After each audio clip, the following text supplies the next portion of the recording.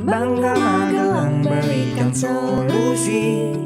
Ruang rambutnya Wong Magelang merumuskan visi di Magelang TV. Hanya di Bangga Magelang, ruang rembuknya Wong Magelang.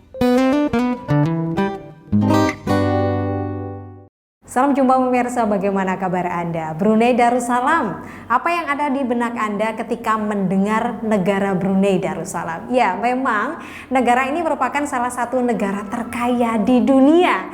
Seperti apa sebenarnya negara tersebut? Bagaimana bisa sekaya itu? Dan benarkah memang semua orang adalah sultan di negara tersebut?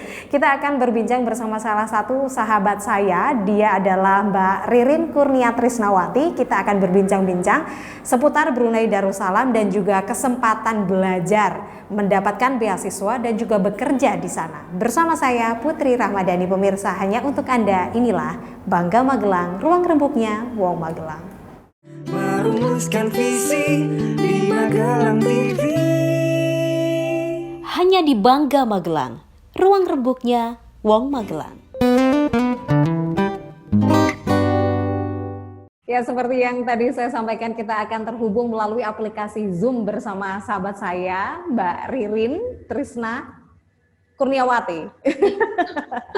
Takut salah nggak sih aku ngomongnya? Mbak Ririn Kurnia Trisnawati. Mbak Ririn, lama banget ya kita kayak nggak ketemu gitu. Ini hampir berapa ya? Ada 3 tahunan ya, Dik? Nggak bertemu muka. Mbak Ririn alhamdulillah sehat ya? Alhamdulillah sehat. Alhamdulillah. Dan saat ini berada di Indonesia.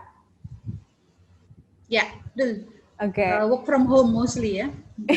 Ya, benar. Mbak Ririn, tapi ada update berita-berita gitu nggak sih tentang Brunei dan keadaannya saat ini? Tapi mesti lebih baik lah ya, karena mereka kondisinya memang sejak awal pandemi juga memang tidak terlalu berdampak begitu ya. Jadi kebetulan kalau update ngikutin ya, karena ya, di Mbak Ririn media. masih di sana. Apa? Iya, Okay. Karena suami kan masih di sana, jadi masih mengikuti update-nya gitu. Jadi selain di sosial media juga ya langsung informasi dari suami gitu. Benar. Dan benar-benar ini ya, kalau melihat Brunei seperti peradaban yang berbeda ya, betul. benar-benar kehidupannya ya memang tidak ada transmisi di dalam Brunei gitu. Jadi misalnya ada kasus COVID itu pasti mereka yang baru datang ke Brunei kan diisolasi langsung, isolasi kan. Nah itu yang biasanya kasus COVID-nya di situ. Jadi di dalam Brunei sendiri sudah berapa ya tulisannya terakhir itu 200 hari apa ya tanpa kasus baru. Iya, benar. Aku juga sempat ngikutin yang sebelumnya zero, cukup lama gitu kan. Terus kebetulan suami Mbak Ririn tuh juga kerja di bidang kesehatan kan? Ya, betul sekali. Jadinya suami bekerja di rumah sakit, di salah satu rumah sakit swasta di sana. Jadi ya mau tidak mau update gitu ya tentang penanganan COVID gitu. Bagaimana Menteri Kesehatannya sangat ini sekali. Gitu. Seperti apa sih yang sejauh yang Mbak Ririn tahu kesiapan mereka hingga itu kayak sempurna banget ya lihat. Ya, betul. Kalau dari sisi untuk ditinggali gitu. Ya, karena ini ya.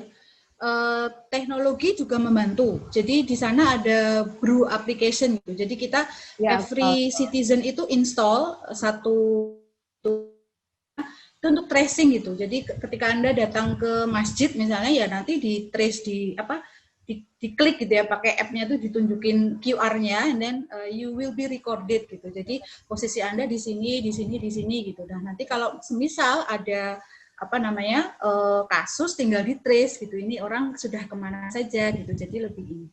Kalau menurut saya awal-awal itu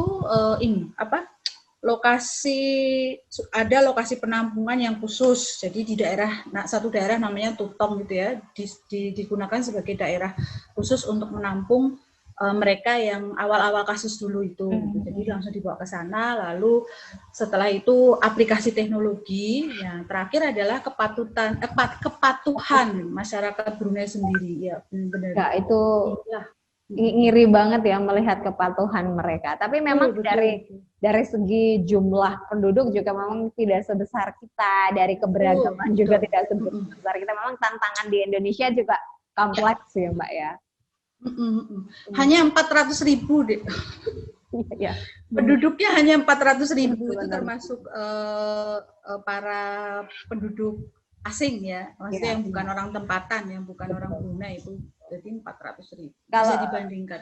Kalau kita mendengar satu kata Brunei Darussalam, yang di benak kita itu adalah negara kecil yang kaya dan juga menjadi kayaknya salah satu negara terkaya di dunia nggak sih, Brunei Darussalam. Salah satu, iya betul, Itu betul. apa sih Mbak tentang fact sama enggak fakta dengan ketidakfaktaan gitu loh? Ya betul. Fact-nya yang ada di Brunei kan, yang kita tahu tuh kayak yang, wah, semua orang tuh kayak raya, iya kan?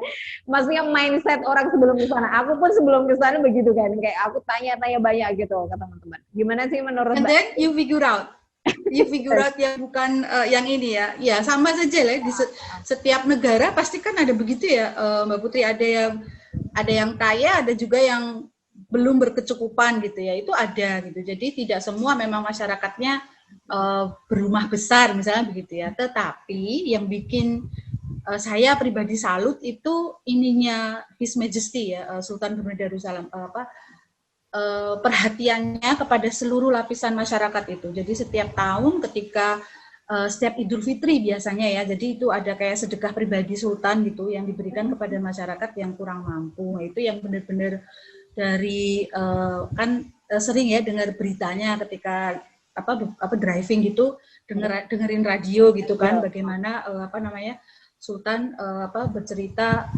bahwa ada sedekah pribadi yang Memang disedekahkan. Ada khusus Benar. seperti anggaran khusus yang diberikan kepada masyarakat yang belum mampu itu.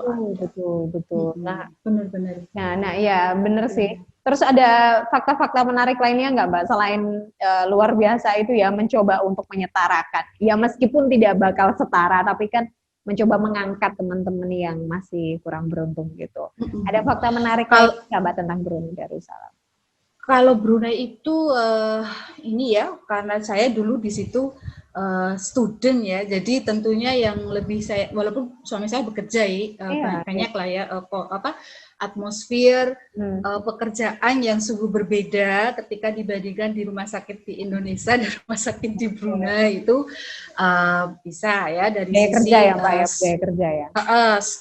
staff development-nya itu beda gitu ya. Tapi kalau dari sisi academic atmosfernya itu lebih ke ini language, lebih ke bahasa pengantar gitu ya, which is English gitu. Ya, mungkin betul. itu yang itu bahasa menarik. formal mereka kan, meskipun sebenarnya bahasa Sebenarnya first language-nya juga bahasa kan.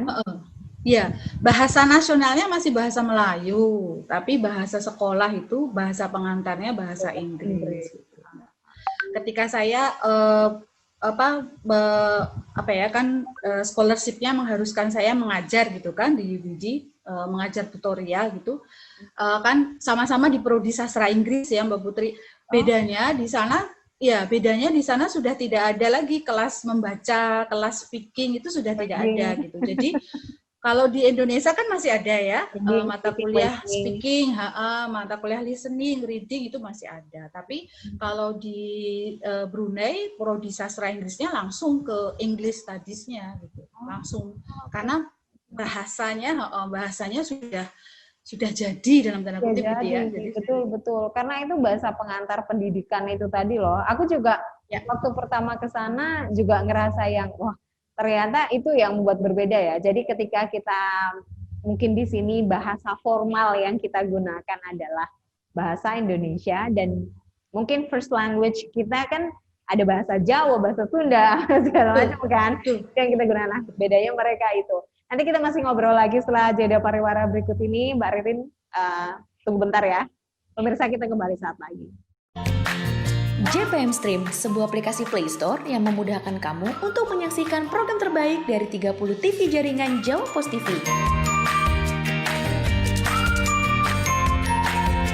Compos TV,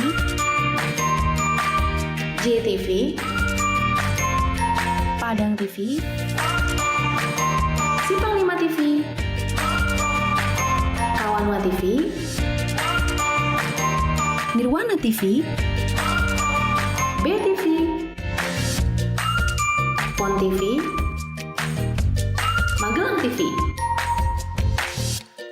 Get your JPM Stream apps now. Coba pemirsa, Anda masih bergabung bersama kami. Saya juga mengingatkan sekali lagi bagi Anda yang belum mendownload aplikasi GPM Stream, segera download aplikasi GPM Stream, jadi Anda bisa menikmati tayangan kami secara online dan streaming melalui HP Anda. Dan kita masih terhubung ke Mbak Ririn. Tadi kita sempat ngobrolin bagaimana ini ya Mbak ya, sistem pendidikan di sana begitu ya, di mana mereka secara memang English itu international language, tetapi mereka juga menggunakan itu sebagai bahasa formal, kalau mungkin saya boleh bilang ya Mbak ya, bahasa formal dalam pendidikan gitu. Jadi itu yang mungkin pertama first impression Mbak Ririn tentang Brunei Darussalam. Selain itu ada lagi nggak Mbak? Tentang transportasi mungkin ya. Tadi Iya. Tadi sedikit kita fakta yang menarik gitu ya, transportasi gitu. Karena Brunei itu negara kecil, jadi mostly mereka menggunakan transportasi pribadi ya, Mbak Putri. Tapi ada juga public transport gitu. Tapi ya mostly yang memakai hanya kebanyakan warga asing ya, yang memakai public transport itu kebanyakan warga asing. Tapi kalau kendaraan pribadi, nah orang tempatan ya, orang Brunei, mostly they drive their own cars gitu, pakai keretanya sendiri-sendiri. Iya, benar-benar. Dan ya itu ya, keretanya itu banyak banget, satu orang. Satu, betul. Itu bahkan lebih ya Mbak Ririn ya, mungkin sesuai dengan fashionnya hari ini. I don't know. Betul. Itu luar biasa sekali transportasi di sana. Tapi aku juga sempat mengalami menggunakan kendaraan, maksudnya kereta yang melalui aplikasi. Mereka punya aplikasi sendiri juga kan, Mbak Ririn? Dalam namanya DART ya. Kalau dulu saya masih di sana, kalau nggak salah namanya DART. Ya seperti Grab-nya sini gitu ya. Tapi registered ya, semuanya registered. Jadi harus terregister, drivernya siapa, keretanya nomor berapa, semuanya terregister. Jadi seperti taksi saja, tapi pakainya aplikasi. Dan itu memang tidak banyak berfungsi. Maksudnya ya paling yang memfungsikan hanya orang-orang seperti saya yang pendatang atau ya kan. Itu amazing. Enggak kayak di wisatawan biasanya ya yang datang untuk melancong itu biasanya mereka menggunakan itu. Tapi kalau sudah yang ya memang bertempat tinggal di situ, mostly terus pakai kendaraan pribadi. Berbicara tentang wisatawan atau berwisata, apa yang paling ini menarik banget menurut Mbak Ririn? Karena kemarin 4 tahun di sana itu karena tensionnya sebagai student ya, jadi nggak terlalu berwisata ya? Iya betul gitu. Tapi yang menarik sekarang Brunei itu seperti halnya negara-negara yang lain, semua berbenah ya, semua berbenah tentang pariwisata. Kalau di Brunei sekarang sependek pengetahuan saya, kalau dari melihat perkembangan gitu ya, mengembangkan wisata alam. Jadi ada beberapa daerah di luar bandar ya, di daerah yang lebih ke daerah Temburong ya, itu ada beberapa tempat-tempat baru yang memang dibangun gitu. Temburong, kemudian di daerah ada wisata alam baru gitu. Kemarin suami saya ke sana tapi saya lupa namanya.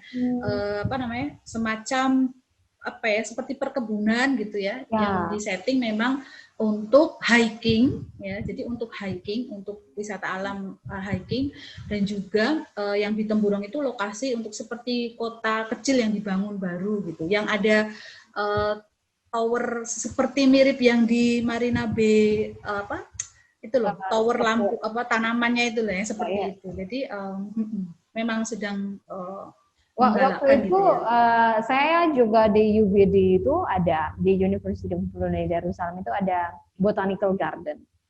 Ya ada. Terus itu ada. Kalau itu saya sempat main ya. Kalau kan? Ada kafe yang ada.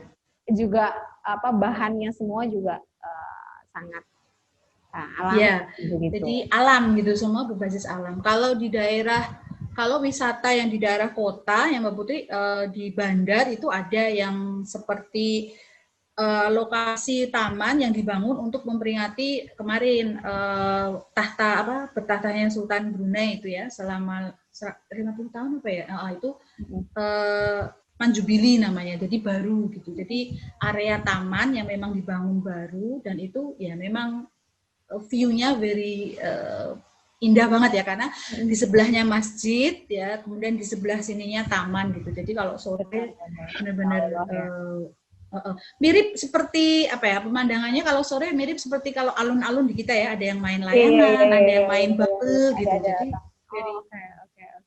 satu lagi, kalau tempat wisata yang dekat dengan tempat saya, Jerudong Park.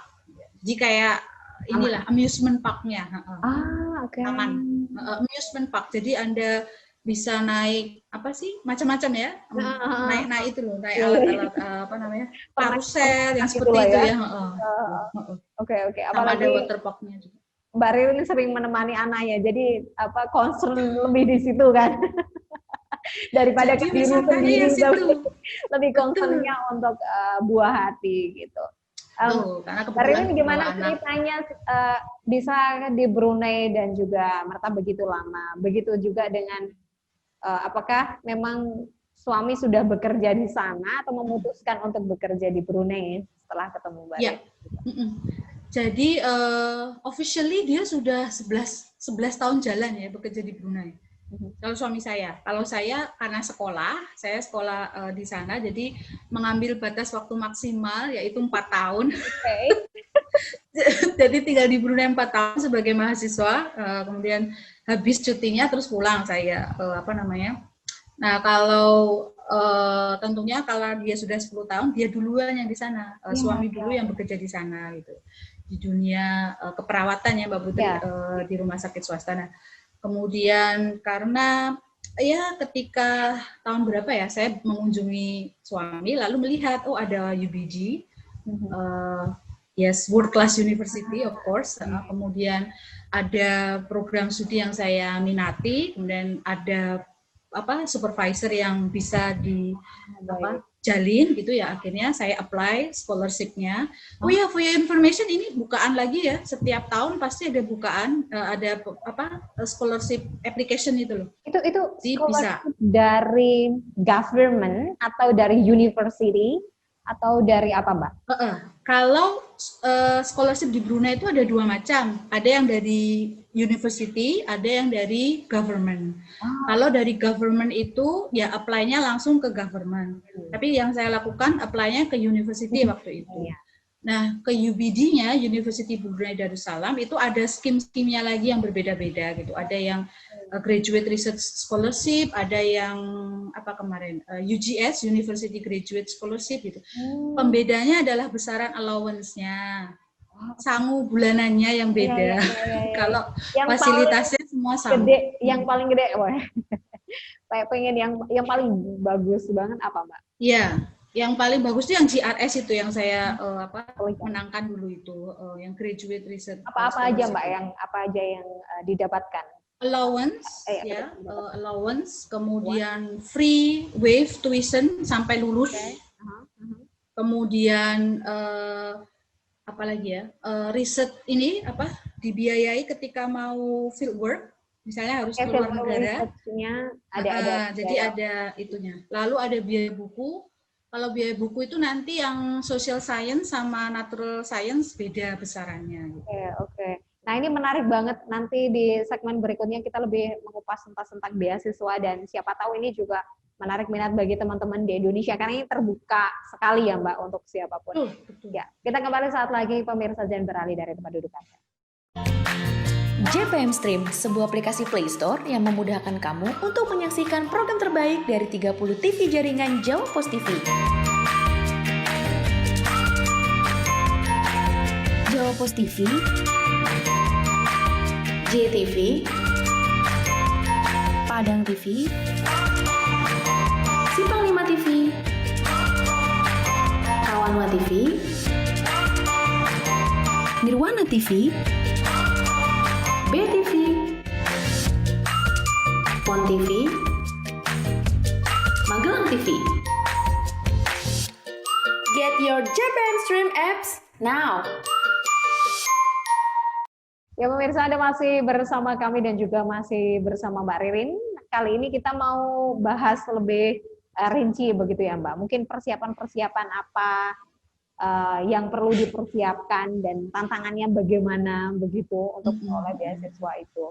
Kalau Mbak Ririn dulu, karena memang mencari informasi sendiri ya, lalu ada informasi itu, lalu mencoba apply. Apa saja waktu itu persyaratan yang dibutuhkan Mbak Ririn? Iya, saya apply 2014 ya, berarti Mbak Putri udah lama ya. Jadi sistem yang sekarang sudah beda. Kalau waktu saya dulu, aplikasinya masih hard copy semua. Jadi kalau kontak pertama yang harus dilakukan adalah sama ya, di mana. Kalau sekarang sudah online, kalau sekarang sudah web, pakai web gitu. Tapi kalau tentunya langkah pertama kalau mahasiswa S3 itu mencari supervisor Mbak Putri, sama kan ya. Jadi di mana-mana kontak pertama yang dilakukan itu mencari supervisor dulu di jurusan yang dituju. Kalau sudah berhasil lalu ya berbincang-bincang, sharing dan seterusnya. Kemudian waktu itu saya diwawancara dulu memberikan proposal, kemudian dilihat, kemudian diwawancara. Nah, lalu dipersilahkan untuk mengisi, silahkan mengisi. Nah, dulu masih yang hard copy semua. Benar-benar yang hard copy. Berkasnya dulu saya kirim, dari Purwokerto ke Brunei. Jadi, lalu selang berapa bulan saya diinterview lagi, Interviewnya by apa Mbak Ririn? Skype. Dulu Skype. Okay. Karena dulu kayaknya interview tuh Skype ya, itu masih dulu Skype. Nah, kalau sekarang tahun ini itu sudah 1 tahun inilah sudah mulai berbeda, yaitu semua pakai website. Jadi semua upload sistemnya begitu. Pengumumannya pun juga lebih cepat sekarang ya. Kalau kayak requirement-nya gitu, Mbak Ririn, kayak misalnya. Kalau dulu saya bisa dikatakan sedikit beruntung ya. Dulu sih tidak menjadi syarat sudah publikasi, walaupun saya punya publikasi kan waktu yang mau mengajar pasti bekerja apalagi kalau di akademisi itu menjadi sebelum apply sekolah sudah ada publikasi. Nah kalau sekarang itu agak menurut saya agak tough ya, karena kemarin saya lihat pengumuman itu harus sudah publikasi dulu Q1 atau Q2. Jadi ketika melamar yang GRS itu ya, itu harus sudah ada publikasi dulu Q1 atau Q2 gitu. Jadinya menurut saya ya namanya pasti sudah berubah ya Mbak Putri, udah semakin ketat ya untuk itu dalam selain itu ada lagi nggak Mbak? Karena mereka dengan kebahasaannya itu ya jelas atau IELTS gitu berapa? Yes. Kalau saya dulu masih TOEFL, nah sekarang sudah pada IELTS. Ya. Sekarang sudah IELTS, kalau nggak salah 6,5 ya standarnya. Saya baca pengumumannya kemarin tuh. Kalau dulu masih TOEFL di atas 550, kemudian IELTS sudah ada sih, tapi dulu TOEFL masih bisa diterima. IELTS diterima, sekarang, tapi TOEFL pun masih diterima ya dulu kayaknya IELTS semua. Kalau sekarang nampaknya IELTS gitu. Lalu Mbak Ririn, apa tuh namanya yang perlu dipersiapkan menurut Mbak Ririn sebagai calon pendaftar beasiswa itu apa? Bahasa sangat kuat, lalu ketahanan diri dalam artian kayak saya ketika datang mempersiapkan proposal plus mengajar itu sesuatu yang jadi kayak agak terpecah gitu ya di tahun-tahun awal itu, karena harus mengajar juga walaupun hanya tutorial, tapi rasanya kan nggak bisa kalau tutorial nggak pakai persiapan kan ya Mbak Putri. Jadinya yaitu awal-awal seperti wah ini di satu sisi kalau tahun pertama itu saya by research ya. Jadi di tahun pertama itu kan mempersiapkan yaitu segala sesuatu tentang proposal itu masih harus dipecah lagi konsentrasinya untuk mempersiapkan materi ngajar itu yang pertama. Jadi bahasa kanan, lalu komunikasi dengan dosen gitu ya, komunikasi dengan dosen-dosen yang lain, itu yang perlu tentunya belajar, jelas kalau itu. Ya, ya. Jadi, ya, Kalau ketika interview atau apa gitu, rata-rata apa sih Mbak yang paling mereka tekankan gitu? Apakah di risetnya atau itu Iya, tergantung? Ya, di riset. oke. Kalau saya di riset. Terus satu lagi pengalaman, satu teman kita kan juga kemarin sempat diinterview sama UBD. Ah, oke. Salah satu teman kita sempat diinterview dengan UBD dan pertanyaan, ya memang mostly yang ditanyakan adalah risetnya sama kamu sudah berkecimpung apa di bidang yang akan kamu ambil. Kontribusi yang selama ini sudah dilakukan di bidang Sudah pendidikan dan riset itu Iya. mungkin ya. Iya, jadi kalau merecall lagi ya wawancaranya itu mostly dulu ya tentang risetnya, gitu. Oke. Tentang risetnya karena Memang itu fokus. yang penting yang mereka lihat. Jadi mungkin kalau teman-teman memang tertarik, itu terbuka secara umum dan juga online. Jadi bisa langsung googling gitu, bisa Ya, searching. betul. Dan tahun ini juga ada bukan lagi ya, Mbak Rin? Ada tahun ini malah yaitu Bulan apa tahun, yang Mbak? dulu hanya 3 skim sekarang tambah GRS, dulu kan sempat terhenti. Hmm. Sekarang sudah ada lagi. Jadi GRS, UGS, Bursari apa ya namanya ya? Yang terakhir itu Bursari. Ada beberapa teman yang saya kenal yang sekarang masih di sana itu mendapatkan Bursari. Bursari itu hanya waive tuition fee-nya. Hanya gratis tuition fee. Jadi biaya hidup dan semuanya ditanggung sendiri. Oke, jadi Nah, itu ada bedanya kalau dua yang pertama itu masih ada allowance-nya, yang terakhir itu hanya tuition fee. Tuition fee itu udah banyak banget ya Mbak Putri, benar-benar very beneficial. Kalau kehidupan di sana sebagai mahasiswa itu gimana, Mbak Ririn? Ya, saya sangat menikmati, saking menikmatinya 4 tahun ya, maksudnya diambil waktu maksimal. Saya menikmati karena ini. 4 tahun. Gaya hidupnya memang, jadi kalau mereka yang tidak, dalam artian kalau mereka yang tidak terbiasa dengan gaya hidup yang low profile, if you know what I mean ya, yang tidak berkehidupan malam, tidak ini, nah itu they will enjoy Brunei so I much love karena yes ya karena environmentnya, alamnya juga Clean banget. bersih, yes. Gak ada orang merokok, itu fakta menarik banget sih Karena menurut Brunei. betul. Yang Ya. mereka Jadi apa namanya, sama itu Mbak, yaitu nightlife-nya benar-benar terbatas, pada pukul tertentu itu harus tutup gitu. sudah tutup. Jadi ya, Benar. for me it's fine karena memang bawaan dari Orok memang kayak gitu. Mbak Ririn kan, gitu kan. Ya. Jadi aku juga pernah berpikir ini Brunei Darussalam menjadi salah satu negara impian untuk tinggal. Aku sempat berpikir begitu juga. Kayak begitu bersih gitu loh. Tidak ada rokok di benda segala macam, lingkungannya segala macam semua tertata kayak wah impian banget gitu. Tapi mungkin ya itu tadi Mbak Ririn cerita ya untuk beberapa hiburan atau hal-hal yang mungkin banyak kita dijumpai di sini tuh nggak ada di sana. Tidak ada, ya. Mbak Ririn, apa yang mau disampaikan kepada teman-teman yang mungkin menyaksikan ini, yang mungkin juga sedikit tertarik dan juga terinspirasi untuk tinggal entah belajar atau bekerja di sana?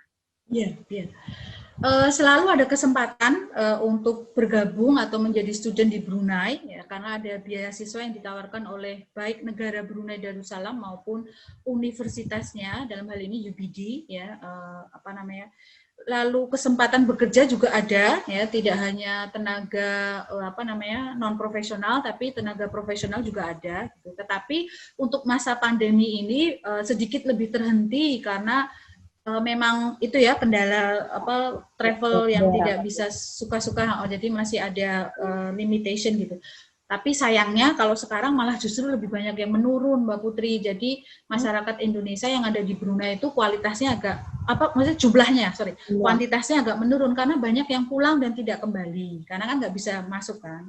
Jadi kontraknya habis, mostly banyak yang pulang. Tapi selalu ada kesempatan untuk bisa bekerja maupun menjadi pelajar di Brunei. Ya.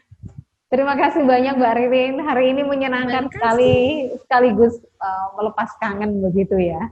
Iya, Jadi kita ngobrol-ngobrol lagi. Ya, itu tadi pemirsa obrolan yang cukup menarik dan semoga cukup memberikan informasi bagi Anda yang mungkin ingin mengadu nasib, ingin bekerja di Brunei Darussalam ataupun ingin mendapatkan beasiswa dan juga belajar di Brunei Darussalam, merasakan pendidikan dan juga bagaimana kehidupan di Brunei Darussalam. Saya Putri Rahmadani, sampai jumpa.